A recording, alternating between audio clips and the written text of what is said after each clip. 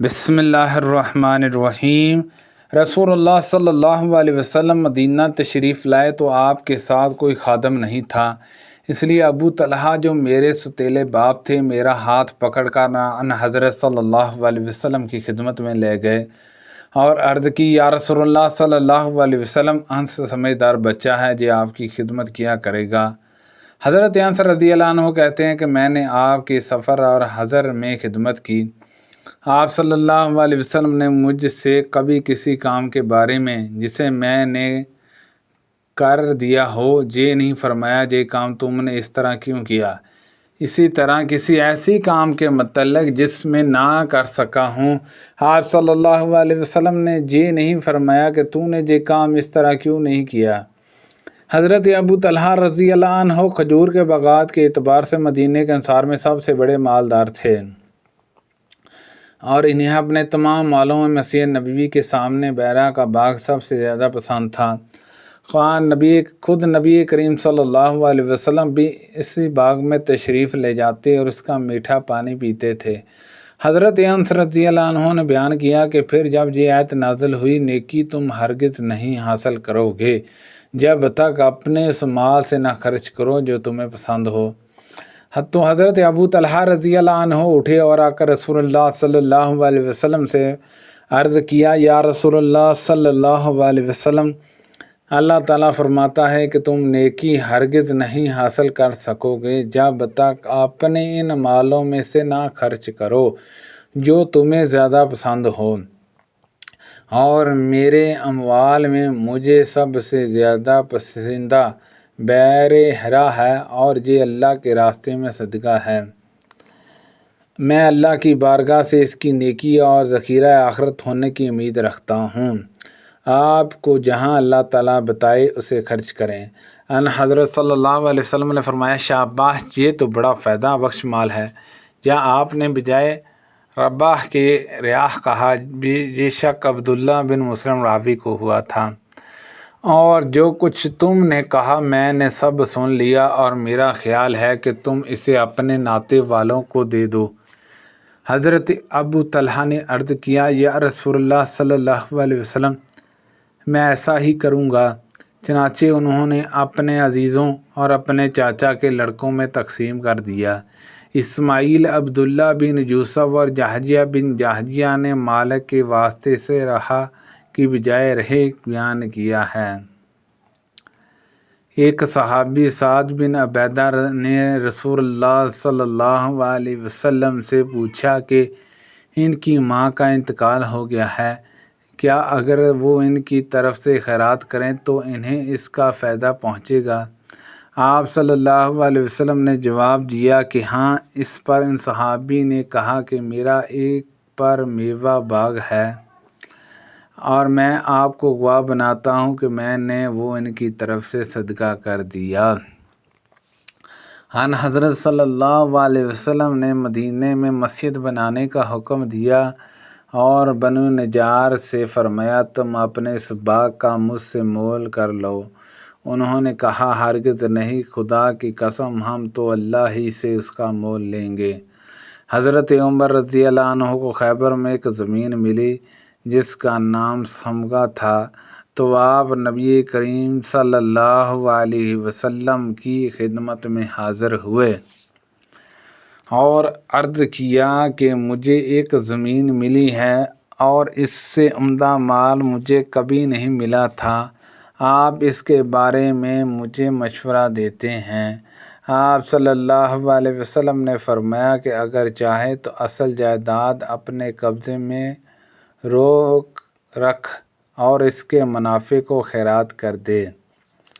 چنانچہ حضرت عمر رضی اللہ عنہ نے اسے اس شرط کے ساتھ صدقہ وقف کیا کہ اصل زمین نہ بیچی جائے، نہ حب کی جائے اور نہ وراثت میں کسی کو ملے، اور فقراء، رشتہ دار، غلام آزاد کرانے، اللہ کے راستے کے مجاہدوں، مہمانوں اور مسافروں کے لیے وقف ہے۔ جو شخص بھی اس کا متولی ہو، اگر دستور کے مطابق اس میں کھائے یا اپنے کسی دوست کو کھلائے تو کوئی مذائقہ نہیں، باش طریقہ مال جمع کرنے کا ارادہ نہ ہو۔ حضرت عمر رضی اللہ عنہ کو خیبر میں ایک جائیداد ملی تو آپ نے نبی کریم صلی اللہ علیہ وسلم کی خدمت میں حاضر ہو کر اس کے متعلق خبر دی۔ حضرت صلی اللہ علیہ وسلم نے فرمایا کہ اگر چاہو تو اسے صدقہ کر دو۔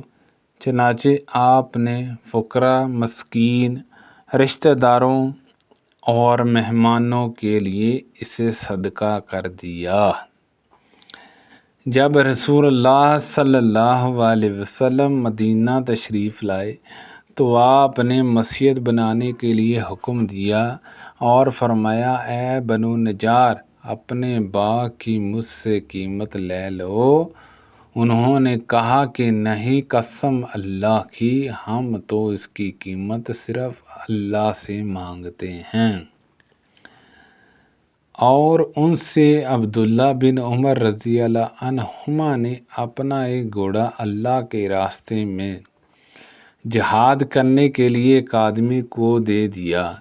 یہ گھوڑا حضرت صلی اللہ علیہ وسلم کو حضرت عمر رضی اللہ عنہ نے دیا تھا، اس لیے کہ آپ جہاد میں کسی کو اس پر سوار کریں۔ پھر حضرت عمر رضی اللہ عنہ کو معلوم ہوا کہ جس شخص کو یہ گھوڑا ملا تھا وہ اس گھوڑے کو بازار میں بیچ رہا ہے۔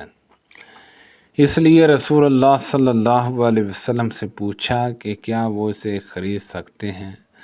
آپ صلی اللہ علیہ وسلم نے فرمایا کہ ہرگز اسے نہ خرید، اپنا دیا ہوا صدقہ واپس نہ لے۔ رسول اللہ صلی اللہ علیہ وسلم نے فرمایا، جو آدمی میرے وارث ہیں وہ ربع اشرفی اگر میں چھوڑ جاؤں تو وہ تقسیم نہ کریں، وہ میری بیویوں کا خرچہ اور جائیداد کا اہتمام کرنے والے کا خرچہ نکالنے کے بعد صدقہ ہے۔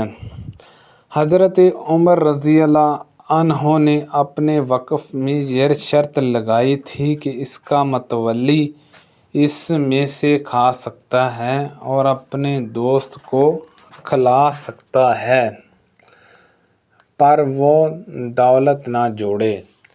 جب حضرت عثمان غنی رضی اللہ عنہ محاصرے میں لیے گئے تو اپنے گھر کے اوپر چڑھ کر آپ نے باغیوں سے فرمایا، میں تم کو خدا کی قسم دے کر پوچھتا ہوں اور صرف نبی کریم صلی اللہ علیہ وسلم کے صحابہ سے قسمیہ پوچھتا ہوں کہ کیا آپ لوگوں کو معلوم نہیں ہے کہ جب رسول اللہ صلی اللہ علیہ وسلم نے فرمایا، جو شخص بیراوما کو کھودے گا اور اسے مسلمانوں کے لیے وقف کر دے گا تو اسے جنت کی بشارت ہے، تو میں نے ہی اس کنویں کو کھودا تھا۔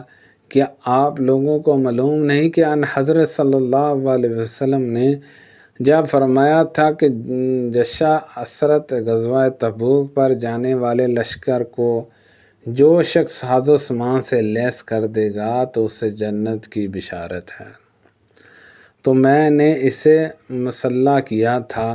راوی نے بیان کیا ہے کہ آپ کی ان باتوں کی سب نے تصدیق کی تھی۔ حضرت عمر رضی اللہ عنہ نے اپنے موقف کے متعلق فرمایا تھا کہ ان کا منتظم اگر اس میں سے کھائے تو کوئی حرج نہیں ہے۔ ظاہر ہے کہ منتظم خود وقف بھی ہو سکتا ہے اور کبھی دوسرے بھی ہو سکتے ہیں، ہر ایک کے لیے یہ جائز ہے۔ سبحان اللہ عز و جل۔ اللہ پاک سے دعا ہے کہ اللہ پاک ان حدیثوں پر عمل کرنے کی توفیق عطا فرمائے۔ اللہ پاک ہم سب کو صحت و تندرستی عطا فرمائے۔ صدقہ جاریہ سے دوسرے لوگوں تک شیئر کیجیے۔ آمین بجاہ النبی الامین صلی اللہ علیہ وسلم۔